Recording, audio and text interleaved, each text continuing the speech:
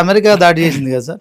వచ్చిన తెల్లారే ఈ కొమేనిని చంపింది. అవును. అవును, ఉమ్, అది అమెరికా దాడి కాదు, అది ఉమ్, ఈ ఇజ్రాయెల్ దాడి. ఇజ్రాయెల్ దాడి. ఉమ్. అమెరికా ఇజ్రాయెల్తో చేయించింది. సో అమెరికా స్థావరాలు ఎక్కడున్నాయో కూడా వాళ్ళు డైరెక్ట్ అటాక్ చేస్తారు.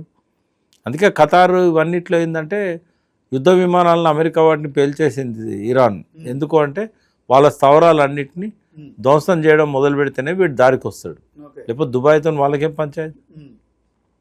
అమెరికా పెట్టుబడులు ఉన్నాయి, ట్రంప్ పెట్టుబడులు ఉన్నాయి దుబాయ్లో, వాటి అన్నిటి మీద వాళ్ళు టార్గెట్ చేశారు. ఒకసారి తెలంగాణ గురించి కూడా మాట్లాడదాం. ఇప్పుడు ఏమైందంటే మన పశ్చిమ దేశాల నుంచే గోల్డ్ నిల్వలు ఎక్కువ వస్తాయి ఇక్కడికి.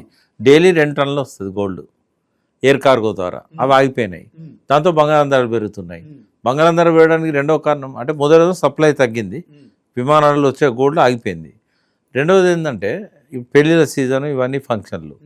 మూడవది ఏంటంటే ఇక్కడ స్టాక్ ఎక్స్చేంజ్లలో మొత్తం విలువలు పడిపోతూ ఉన్నాయి.